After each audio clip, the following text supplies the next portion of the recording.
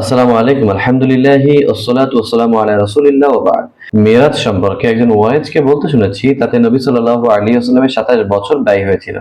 এই কথাটি আরেকজন ওয়াইজ বললেন আরো চটকদার ভাষায়। তার ভাষায় ইন্তেকালের সময় যখন নবী সাল্লাল্লাহু আলাইহি ওয়াসাল্লামের কাছে মালাকুল মউত এবং জিবরিল আলাইহিস সালাম এসেছিলেন, তখন নবী সাল্লাল্লাহু আলাইহি ওয়াসাল্লাম মালাকুল মউতকে জিজ্ঞাসা করলেন, তুমি এত তাড়াতাড়ি কেন এসেছো?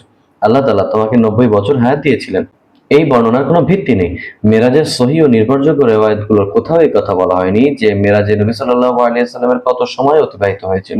কুরআন মাজিদ এবং সহিহ ও নির্ভরযোগ্য হাদিসে বলা হয়েছে এই ঘটনাটি একটি মাত্র রাতে সংঘটিত হয়েছিল।